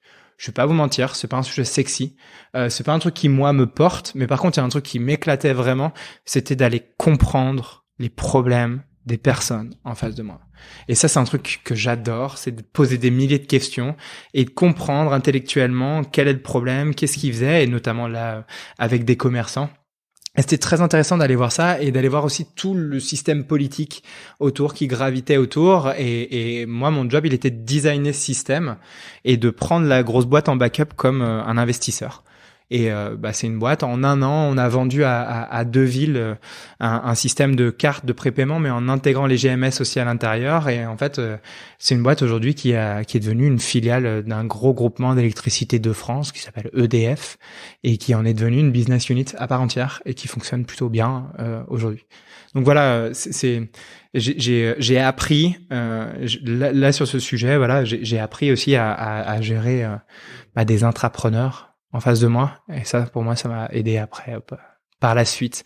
Donc voilà, j'ai un background entrepreneurial, on va dire, qui est très axé sur résoudre le problème et de se focaliser. Maintenant, quand je parle à des entrepreneurs, j'espère et je pense savoir de quoi je parle sur la partie résolution de problèmes, connaissance client. Et cette connaissance client, tu résous un de ces problèmes fondamentaux, quoi. Enfin, tu peux pas entreprendre si tu ne fais pas ça. Une ONG ne peut pas entreprendre. Une structure, ne serait-ce que lucrative, non lucrative, ne peut pas entreprendre si elle ne résout pas un problème. Et ça pour moi, c'est un truc qui reste. Et le job que je fais, qui n'est pas un job, qui est une passion, pour moi, je dois aider à résoudre les problèmes des personnes. Et ça c'est un peu une guideline, quoi, pour le coup. Donc là, tu coches plutôt la ligne entrepreneuriat sur ta feuille blanche, enfin sur ta feuille d'objectifs. Ouais. Et à quel moment tu te dis, là, ça y est, on passe aussi au projet la traversée de la Manche. Est-ce qu'un jour tu te réveilles, tu te dis, là, ça y est, c'est pour moi, on va se préparer et voilà mon plan d'entraînement. Comment est-ce que d'un coup, surtout tu disais, t'es jamais allé sur les plages du Nord. Enfin, comment ça se passe? Moi, ça me semble, j'avoue, complètement fou et délirant de se dire, j'enfile mon maillot de bain et je vais partir faire ça. En fait, ça vient d'un truc très bête, c'est que j'en avais marre que des milliers de personnes qui l'avaient soit pas expérimenté ou l'avaient énormément expérimenté me disent que tu peux réaliser tes rêves et faire des trucs incroyables. En fait, j'en avais marre de cette espèce d'injonction de dire tu peux réaliser tes rêves, tu peux faire ci et même si j'ai pas à rougir de ce que j'ai vécu et que j'ai envie de monter enfin, l'entrepreneuriat, je suis quelqu'un de très ambitieux, donc voilà, à chaque fois que je voulais rentrer sur un marché, c'était pour faire partie des leaders, pas dans le sens premier du terme, mais parce que je pense que le leadership emmène à un système d'innovation, de remise en cause vraiment très intéressante, et moi j'adore voir loin, et je trouve que l'ambition emmène ce côté à faire péter tout un système de toutes tes croyances de base au démarrage. Et je l'avais pas encore réalisé ça. Et à l'époque, la personne avec qui je partageais ma vie, on devait partir faire le tour du monde, et moi je voulais vraiment lui montrer ce que j'avais vécu pendant les 2 années. Et malheureusement, elle a eu des problèmes de santé, et on s'est regardé, et bon, on a pleuré encore une fois. Et on s'est regardé, on s'est dit, qu'est-ce que tu as envie de faire, toi? Et elle, c'était d'écrire un roman et de se faire publier. Elle est écrivain et elle écrit divinement bien. Elle n'en était pas à son premier, mais pour l'instant, rien n'allait être publié. Elle avait été repérée, mais rien de publiable. Et moi, c'était traverser la Manche à la nage. C'était revenu comme ça. Franchement, c'était juste revenu comme ça. Et je me souviens, je suis parti quelques jours faire le chemin de Compostelle. Et en fait, ce jour-là, tu parlais de tipping point, et en fait, ce jour-là, il en a été un. C'est que je discute avec des gens que je rencontre dans une étape, et je leur dis, en fait, je suis en train de préparer la Manche à la nage. Et là, ça a basculé. Tu t'entends le dire. Ouais, je me vois encore dans la table où j'étais, et ils étaient 2, et on parlait de ça, et ce jour-là, j'ai pris cette décision en me disant, en fait, je vais traverser la Manche à la nage. Et j'étais dans un moment donné un peu perdu. J'étais entre les 2 missions après la boîte qui avait décollé. Enfin voilà. Et là, je me suis dit, ouais, en fait, je vais traverser la Manche à la nage. Et c'est venu petit à petit en me disant, avant de me demander et de me poser des questions métaphysiques, c'est où est-ce que tu peux commencer à nager? Et on me pose tout le temps cette question. Comment on fait pour traverser la Manche à la nage? On nage. En fait, ça paraît tellement bête ce que je suis en train de dire. Il y a combien de kilomètres, juste? Alors, de côte à côte, d'Angleterre à France, il y a 33,7 kilomètres. Après, tu as des courants. Donc, tu fais jamais 33,7 kilomètres. Ça peut aller de 33,7, ça peut monter jusqu'à 60, 65 kilomètres. Ah oui, le double. Ah, tu peux te prendre un double tarif assez facilement par rapport au. T'as un sens pour le faire, j'imagine? Ouais, ça se fait toujours dans le sens Angleterre-France. D'accord. Pourquoi? Parce que c'est un truc d'anglais. Les Anglais, en fait, c'est une espèce de joke chez eux. En fait, c'est un espèce de Graal chez eux. Un jour, je traverserai la Manche. Donc c'est pour ça que les Anglais ont cannibalisé vraiment j'allais dire l'événement en tant que tel. Il y a 2 associations pour te faire passer. Et Et sur ces 2 associations, il faut montrer patte blanche, donc montrer que tu n'as pas de problème de santé. Donc il y a quand même une grosse batterie de tests avant en amont, parce qu'il y a eu malheureusement des morts, il y a eu des choses comme ça. Hein. C'est pas anecdotique, c'est vraiment l'Everest de la natation. Et le deuxième, c'est t'es capable de nager plus de 6 heures dans une eau qui est en dessous de 15 degrés. Et t'as un ticket, et t'as que quelques personnes dans le monde qui peuvent te valider ce ticket. De toute façon, je conseille à personne de prendre ce risque-là. Mais c'est de valider le ticket que tu peux nager en dessous d'une eau à 15 degrés. Et moi, à l'époque, j'ai fait le test, l'eau était à 12,5. Donc, quand tu sors de là, tu sais que ta préparation au froid est faite. Et voilà. Et en fait, pour reprendre le fil de tout ça, on avait tous les deux envie de réaliser un truc extraordinaire, en fait. Et on s'est dit, viens, on se donne 1 an, pile, jour pour jour. Bon, moi, j'avais négocié 2 ans au départ, mais on se donne vraiment, on se donne à fond. Mais quand je dis on se donne à fond, c'est pas 95% de ma vie. Par contre, on met des règles du jeu entre nous. Je reviens à mon système de règles. Mais moi, la traversée de la Manche, pour moi, était pas une fin en soi. C'était une manière autre d'aller me dépasser et d'aller tester mes outils. Je vois tellement de personnes se former au coaching, faire des choses, qui ne balayent pas devant leur porte, et deuxièmement, qui n'utilisent pas leurs outils. Et moi, je voulais aller tester ça. Je voulais vraiment me dire comment tout ce que j'ai appris là, à force qu'on me dise de réaliser mes rêves, à force de faire, qu'est-ce que je peux mettre en œuvre et qu'est-ce que je peux aller tester. Et en fait, ça a été vraiment cette phase itérative pour commencer à me préparer. Et bien sûr, je me suis entouré. Bien sûr que j'ai eu un coach de la prépa mentale, mais je voulais vraiment tester un premier basique de tout ce que j'avais appris avant. Et ça, pour moi, ça a été un de mes premiers moteurs. Et le deuxième, c'est de faire partie d'une poignée de personnes qui ont été capables de mettre cet entraînement-là à un moment donné, à un instant T. Et ça me faisait kiffer, en fait. Et en Angleterre, t'as un grand mur blanc comme ça dans un pub qui s'appelle La Fleur. Et en fait, où tu peux écrire ton nom et ton prénom, la date et le temps que tu as mis pour traverser la Manche à la nage.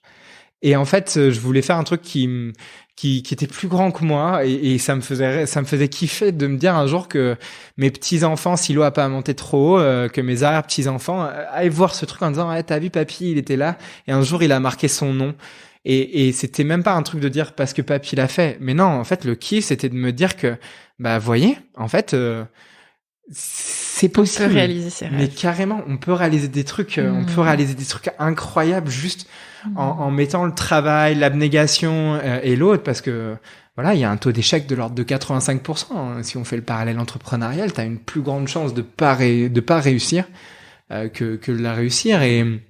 Et c'était de faire un truc extraordinaire. Et ça, c'était vraiment, c'était vraiment l'envie. C'était vraiment l'envie de faire ça. C'est quoi les 2-3 outils qui t'ont le plus aidé quand tu dis je voulais vraiment tester moi mes outils, mes apprentissages de coach, mais sur moi? La visualisation. D'accord. La visualisation tous les jours, tous les matins, ou quand je partais à l'entraînement, quand j'étais dans le métro, même si j'avais les yeux grands ouverts, j'étais en train de me visualiser, en train de me voir sur la plage, en train de lever les bras. Et je mettais une émotion et une énergie vraiment incroyable. Et pour moi, la visualisation faite de manière répétée et quasi quotidienne, si elle est bien faite, te permet en fait d'enlever toute la peur, le stress qu'il peut y avoir autour, ne serait-ce que de se dire que potentiellement c'est faisable. Et donc la visualisation en était un. Ça, c'est le premier outil. Et le 12e outil, c'est le feedback. J'ai passé mon temps à faire du feedback. Ok, à chaque entraînement, donc pour t'expliquer un petit peu, la traversée de la Manche, c'est grosso modo pour une préparation pour moi. Ça m'a pris 1300 km d'entraînement dans l'année, et je nage à 3,5 km/h. Donc tu passes un certain temps en face de toi dans l'eau, qui est pas négligeable. Ça c'est un premier point. Et pour moi, pour la préparation du froid, ça m'a pris 200 bains froids. Donc dans des bains à 10 degrés pendant 30 minutes, totalement immergé, et là tu bouges pas et t'apprends à ton corps à gérer la sensation du froid et à gérer concrètement, physiologiquement et mentalement l'impact du froid que ça peut avoir sur toi. Donc ça, c'est travailler le feedback. Et quand je parle du feedback, ça veut dire qu'à chaque fin d'entraînement, 2 questions simples. Qu'est-ce qui s'est bien passé ? Qu'est-ce que je peux améliorer la prochaine fois ? Qu'est-ce qui s'est bien passé ? Qu'est-ce que je peux améliorer pour la prochaine fois ? Et encore une petite troisième pour la route, qui je dois être la prochaine fois pour pouvoir aller encore plus loin. Mais en fait, c'est juste ça, juste ces 3 questions, juste tout outil de feedback m'a permis en fait petit à petit vraiment d'aller cranter. Et j'ai mis 8 mois avant de me dire que c'était possible. C'est-à-dire que la première Pendant fois... 8 mois, tu t'entraînes en te disant... c'est pas possible. Ouais. Pendant 8 mois, mentalement, je suis en train de me dire que c'est pas fait pour moi, que je suis pas à la hauteur, que je suis médiocre et que je vais rester médiocre. Parce que les premières fois, t'arrives pas à rester 30 minutes dans la flotte à 10 degrés, t'arrives pas à faire les distances suffisantes, etc. C'est qu'en fait, t'enchaînes une succession de micro-échecs, en fait, mais à chaque fois, tu repousses la limite. D'accord. En fait, ça revient à ce qu'on se disait au tout début tous ensemble, c'est qu'en fait, on passe notre temps à avoir des gens qui shine et qui expliquent pas vraiment le chemin qu'il y a eu avant. Et en fait, tu vois plein de personnes, et moi, j'ai rencontré des gens incroyables. J'ai fait une 30aine d'interviews sur la traversée, parce que moi, je fonctionne d'une manière, c'est que je fais des patchwork. Des gens qui m'expriment la vérité, et une vérité générale, je la prends comme sa vérité à lui, et je vais aller tester son modèle ou son schéma. Et en fait, j'ai fait une 30aine d'interviews qui vont d'explorateurs à des mecs qui ont fait la Manche, à des sportifs d'ultra haut niveau. Et en fait, je suis allé m'amuser concrètement à essayer de voir plein de patchwork différents de personnes. Et en fait, c'est fou parce qu'on ne fonctionne pas du tout, tous de la même manière. Donc ça, c'est que je suis allé prendre plein de choses chez plein de personnes. Et ensuite, je suis allé les tester. Et pour la Manche, comme je dis, la préparation au froid, c'est vraiment quelque chose de primordial parce que ton corps est en hypothermie. C'est 16 degrés. En ce moment, on peut aller à Miribel à côté. Elle est à 16 degrés, mais il faut y être pendant 14 heures. Donc, c'est vraiment... Et surtout, t'as pas de combinaison parce que tu disais au début en maillot de bain. Ouais. En fait, je fais tout en maillot de bain. Le seul truc pour éviter la déperdition de chaleur, et je dis bien pour éviter la déperdition de chaleur, en fait, tu vas te mettre un mix de vaseline et de lanoline pour aller boucher les pores de ta peau pour éviter la déperdition de chaleur. Et tu n'en mets pas sur les mains, sur les pieds, derrière les épaules pour laisser la chaleur sortir. Mais en fait, mon coach, la première fois, il m'a vendu, il fait, ouais, tu vas voir, vas-y, entraîne-toi sans vaseline, tout va bien se passer, tu vas voir, le jour où tu vas mettre de la vaseline, ça va être le jour et la nuit. Et je saute dans l'eau et je le regarde, je fais, ça ne change strictement rien. Ça donne mentalement, bien sûr, et ça permet de garder la chaleur, donc bien sûr qu'il y a un rapport un peu différent. Mais ouais, autant le faire en mode classique. Pourquoi mettre une combinaison, en fait? C'est ça la vraie question. Moi, quand tout le monde me dit, mais pourquoi pas avoir mis une combinaison? Mais moi, je pose la question, pourquoi mettre une combinaison? En fait, et pourquoi pas le faire sans combinaison? Et en fait, ça t'emmène un rapport à la nature qui est totalement différent. Et puis, t'as pas les fesses qui sont relevées par ta combinaison. Et deuxièmement, je trouve ça horrible la combi parce que, en fait, le froid, c'est un révélateur. Et il y a plein de gens qui me disent, ouais, j'arriverai pas à rentrer dans l'eau froide, j'arriverai pas à machin, parce qu'en fait, il faut arriver à passer la douleur. On en revient au dolorisme. Il faut arriver à passer la douleur des 40 premières secondes. Dès que tu as passé les 40 premières secondes, ton corps, il te dit, j'ai compris. Viens, on va faire différemment. Et ces 40 premières secondes, plus tu descends en température, comme je suis ice swimmer, donc je nage dans les eaux entre 0 à 5 degrés, donc plus tu descends, plus l'impact est pas le même. T'arrives dans des eaux à 1 degré, t'as l'impression de te faire lacérer le corps, mais tu passes quand même ces 40 premières secondes. Et après, ton corps, il va réagir totalement différemment. Et personne ne prend la peine de passer ces 40 premières secondes. Et ça me fait penser, en fait, tu peux faire l'analogie avec plein de choses. Combien de fois tu t'as arrêté parce que c'était trop douloureux pendant un petit laps de temps? Et en fait, dès que t'as compris ça, en fait, tu peux pousser ton corps de plus en plus loin. Et en fait, on parlait d'échecs et autres. Et moi, ce qui m'a sauvé vraiment, c'est cet apprentissage de feedback. La première fois, dans une eau à 14 degrés, je suis pas resté plus de 20 minutes. Et je suis sorti de l'eau et tout le monde me regardait avec des grands yeux en disant, ah, c'est génial, c'est machin. Mais moi, je savais très bien que 14 degrés, 20 minutes, j'allais avoir un très, très, très grosse courbe d'apprentissage. Pour te dire, à la fin, je faisais du 9 degrés, je restais 1h40 dans l'eau sans protection. Et je sortais, j'étais en hypothermie, mais j'étais pas en hypothermie sévère. Parce que juste moi que je me rende compte, je m'en rends pas compte du tout. 33 et quelques kilomètres ou plus. En tout cas, tu restes combien de temps si tu veux vraiment traverser la Manche? Pour moi, ça m'a pris 14 heures et 1 minute. Oui, 14 heures. En Donc c'est pas 1h40, c'est 14 heures. Ouais. Le 9 degrés, le 9 degrés, 1h40, c'est qu'on est dans des phases d'entraînement où, en fait, là, tu vas pousser ton corps à vraiment être en capacité de gérer, de gérer le froid. Ça, c'est un gros enjeu et on parle de tipping point, on parle de tout ça. Et moi, le deuxième apprentissage, c'est la répétition. En fait, c'est pas le fait de rentrer dans de l'eau et de nager 1h40 dans 9 degrés, c'est de le faire tous les jours. En fait, le vrai enjeu là-dedans, c'est que même quand t'es fatigué, même quand t'as pas le cœur à ça, même quand il fait nuit noire, même quand, en fait, c'est de travailler ce système de répétition. Et donc, c'est d'aller s'accrocher, de trouver des points d'apprentissage et d'accroche. Et moi, mon pourquoi personnel m'a permis, dans des moments les plus down, de me retrouver et de me redire, en fait, rappelle-toi pourquoi tu fais ça. Rappelle-toi pourquoi t'as émis ça. Et en fait, c'est ce qui m'a fait pendant les 8 mois. Bien sûr que je suis passé de je suis vraiment trop nul et je n'y arriverai jamais pendant les 8 mois petit à petit à passer à dire ouais, ça commence à aller de mieux en mieux, je me sens de mieux en mieux. Et là, je commence à cranter et là, j'ai pas encore de bateau, je vais lever de l'argent. Et au bout de 8 mois, j'ai fait le test des 6 heures, je suis sorti de là et j'ai fait c'est bon. Allez. Maintenant, je peux applayer pour avoir un bateau et je peux vraiment prendre mon bateau et aller tester l'aventure. Alors, pourquoi il faut un bateau pour traverser la Manche à la nage? Courant. Ouais. Nuit noire. Donc, t'as quelqu'un sur le bateau qui te suit, en fait, et ça doit être ton bateau. T'as pas les associations qui sont en Grande-Bretagne, comme tu le disais, qui peuvent te fournir tout ça. En fait, c'est l'association qui te fournit le bateau. Ah, d'accord. C'est l'association qui va te fournir ce bateau-là, et le bateau, en fait, tu dois nager à la hauteur de la cabine du capitaine. Et c'est lui qui te fait le chemin. Si tu peux aller voir, quand tu taperas mon nom et mon prénom, en fait, ça fait une courbe, ça fait un Z. Mais toi, tu peux pas naviguer. Tu sais peux pas naviguer fait. à vue. Et en fait, c'est le bateau. C'est obligatoire parce que il y a ça. Les causes d'hypothermie. Il faut que tu puisses être mis en sécurité très vite et très rapidement, si au cas où il arrive quelque chose. Les piqûres de méduses aussi, pas très agréables. Moi, j'ai été assez épargné sur la traversée. Et puis il y a un truc qu'il faut arriver à comprendre, pourquoi c'est l'Everest, parce que quand tu arrives devant la plage de 800, t'as un courant de face. Ah oui, donc les derniers mètres sont les derniers mètres horribles.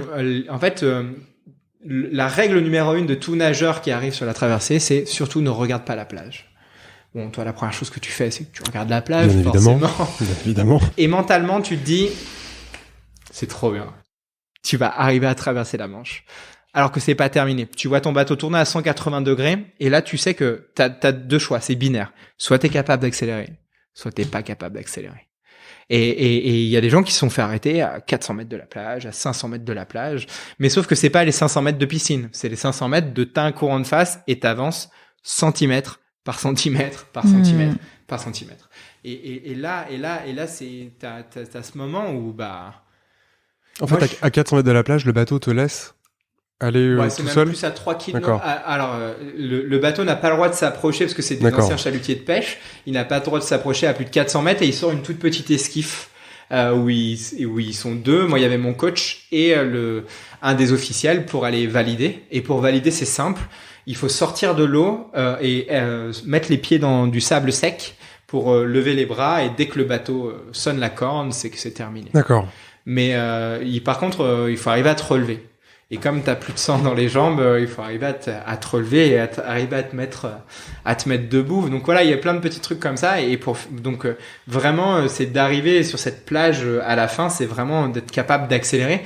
Et le problème, c'est que c'est un courant qui va te pousser vers l'extérieur. Et donc c'est ce qui te fait aussi, te fait mettre beaucoup plus de temps que tu le penses. Donc mentalement, t'as intérêt d'être prêt. Vraiment, c'est vraiment une épreuve mentale très particulière parce que tu sais que c'est pas terminé tant que t'as pas levé les bras. Tu te fais mal. Là, pareil, c'est encore douloureux.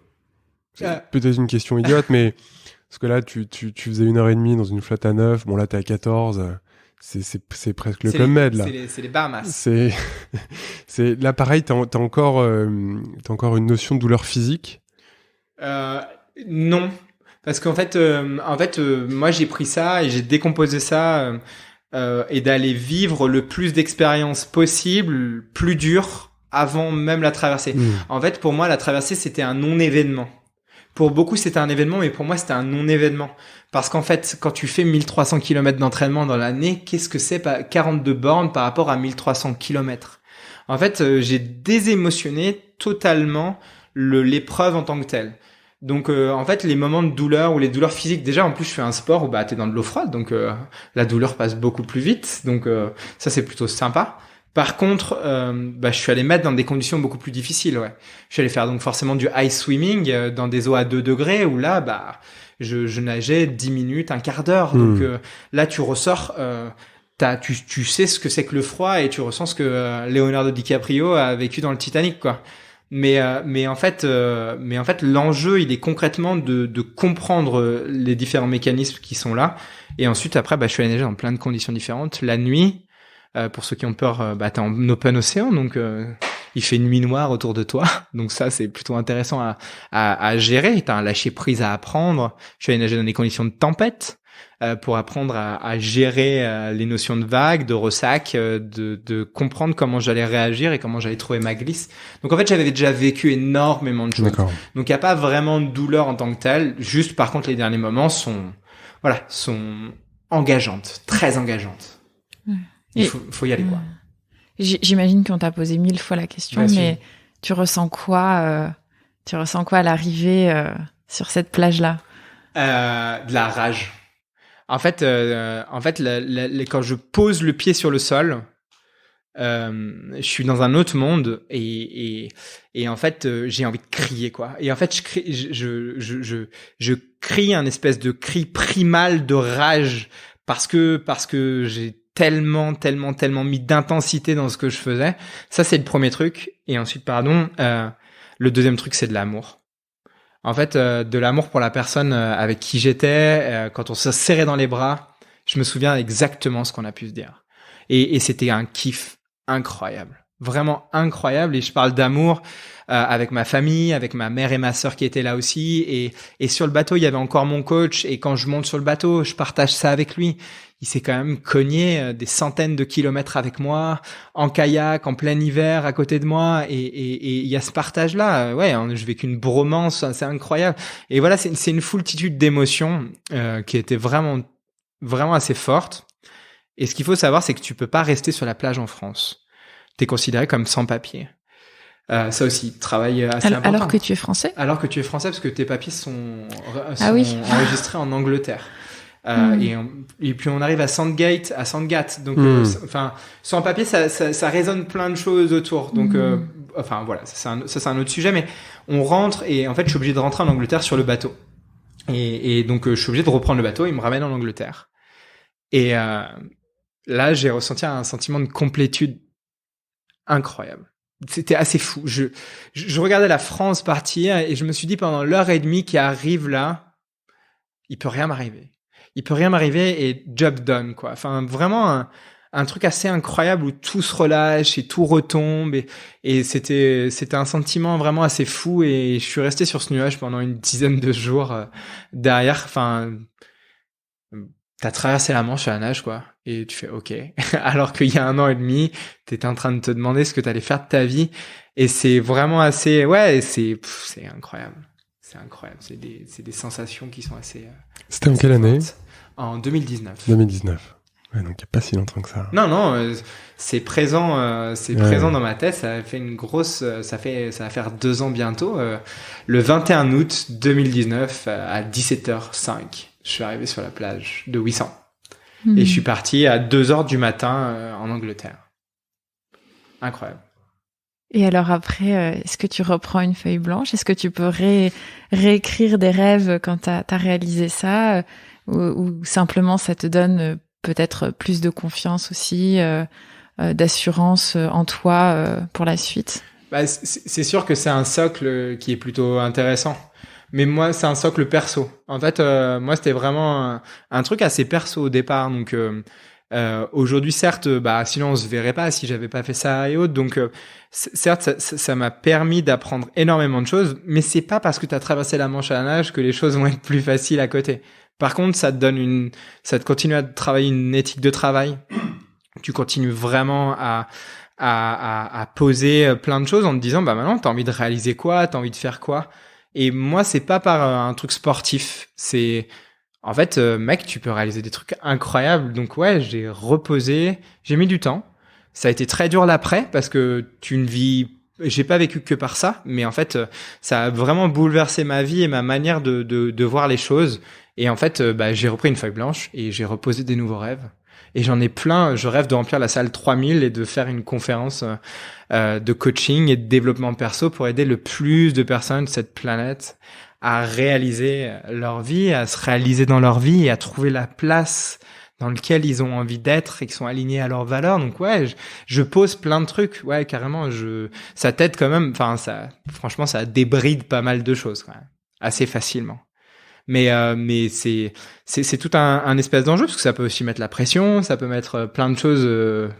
Ça met beaucoup de choses en perspective pour le coup. Ça veut dire quoi prendre confiance, en tout cas, ou avoir confiance en soi quand on n'est pas capable de traverser la Manche?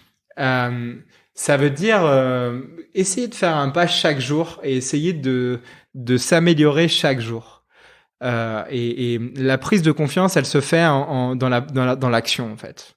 Je reviens sur le fait de comment faut faire pour traverser la Manche à la nage, au-delà de s'entourer, au-delà d'avoir une belle équipe. J'étais entouré de 3 personnes incroyables. Ça en vient à tous les jours. Qu'est-ce que je peux faire et mettre en place, même si c'est pourri, même si on le juge très mal. C'est de se mettre sur cette petite action là. Et ensuite, c'est de travailler. Je trouve que la confiance aussi, c'est un truc on n'ose pas vraiment écrire notre idéologie. Ce que je veux dire par là, c'est que on n'ose pas vraiment écrire la vie qu'on aimerait avoir et surtout ce dont à quoi on croit et ce dont à quoi on pense. Et en fait, la prise de confiance, pour moi, elle est passée par ça. Elle est passée par l'écriture de ce que je voulais laisser, par l'écriture de tout ça, de ce dont à quoi je crois et ce dont à quoi j'aimerais croire et les choses que je voudrais transformer et changer. Et en fait, je pense que, et je suis certain que l'estime, la confiance, l'image, l'amour que l'on a de nous-mêmes passe par le fait d'aller à la rencontre de choses qui, au prime abord, nous paraît impossibles. Et comme je vous l'ai dit, moi, l'ambition me fait bouger. Donc ouais, forcément, si je veux aller nager et faire de l'ultra-distance, je vais aller faire l'épreuve reine parce que ça m'éclate, en fait. Ça m'amuse. Mais je peux comprendre que pour d'autres, ça va complètement les arrêter, les scléroser et de voir la montagne en face. Forcément, ça peut faire, mais parce que je comprends mes drivers. Et l'un de mes drivers, l'ambition est l'un de mes drivers.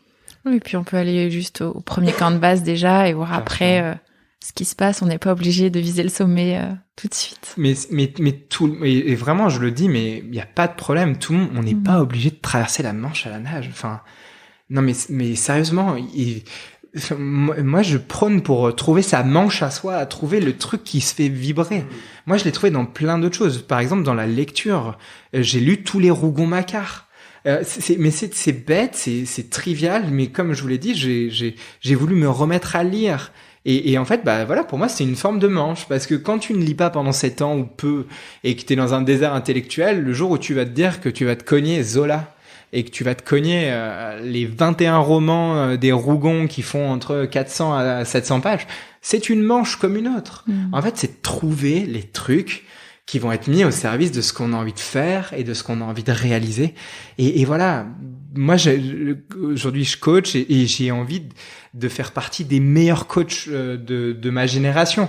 Mais c'est pas pour dire je suis meilleur, mais c'est parce qu'en fait, ça me drive de me dire que tous les jours, j'apprends et que ça fait partie de ma vie, que ça fait partie de ma posture et que ça fait, voilà, c'est ancré au fond de moi, quoi.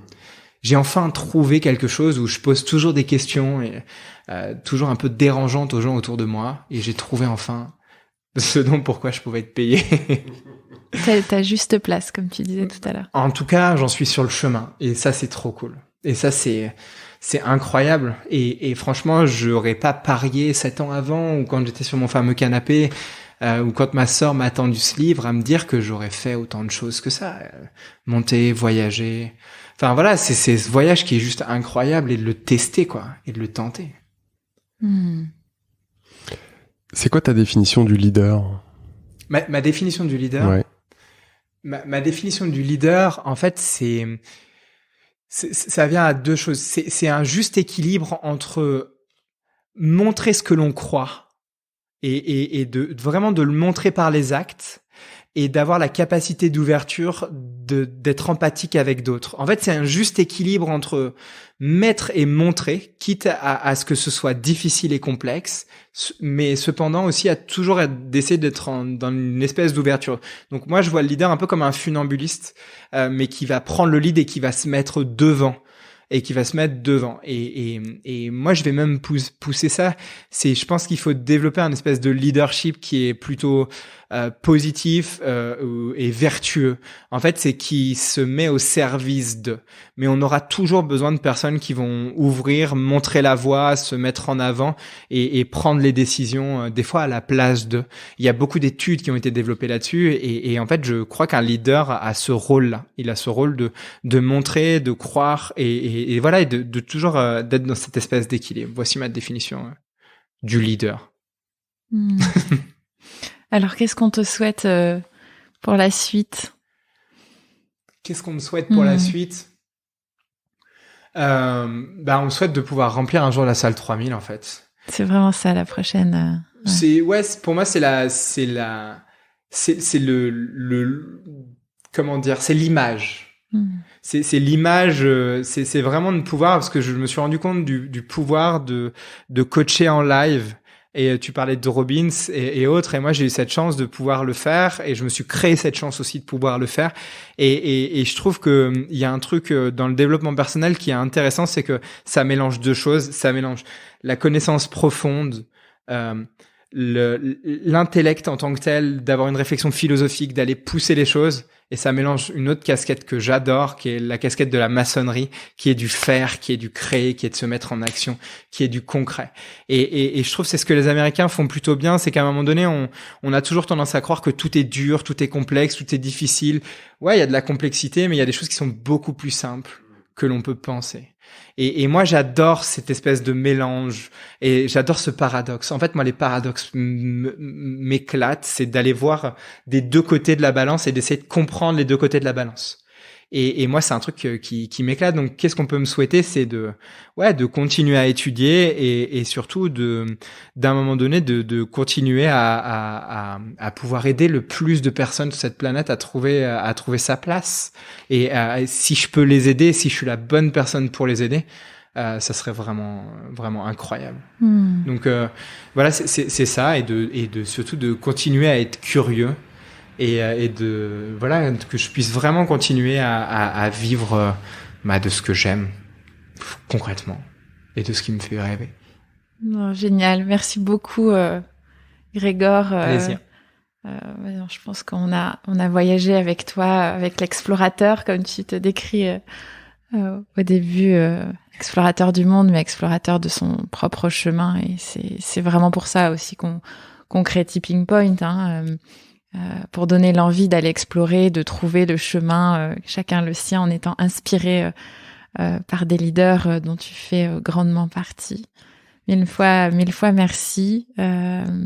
J'ai là derrière une petite roue des émotions et je suis très curieuse quand on finit d'avoir les tiennes, parce que en fait moi ce qui m'a aussi beaucoup impressionnée, c'est à la fois tu partages bien sûr tes réussites, tu partages tes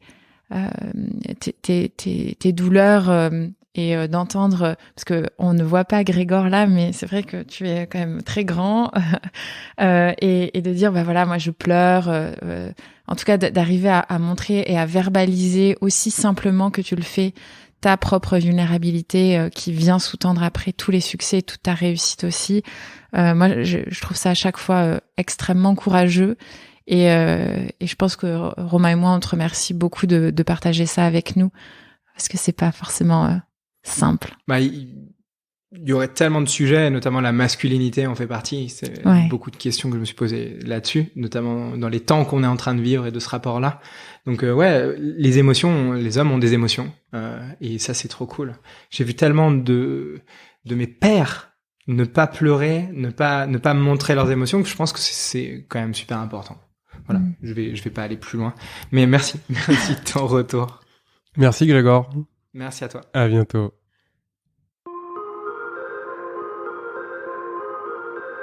C'est fini pour aujourd'hui. Nous espérons que cet épisode vous a inspiré. Retrouvez toutes les infos et les épisodes sur notre site tippingpoint.fr, tipping-point.fr. Si vous avez aimé, n'hésitez pas à partager l'épisode le plus largement autour de vous et à mettre 5 belles étoiles pour nous aider à nous faire connaître. À bientôt!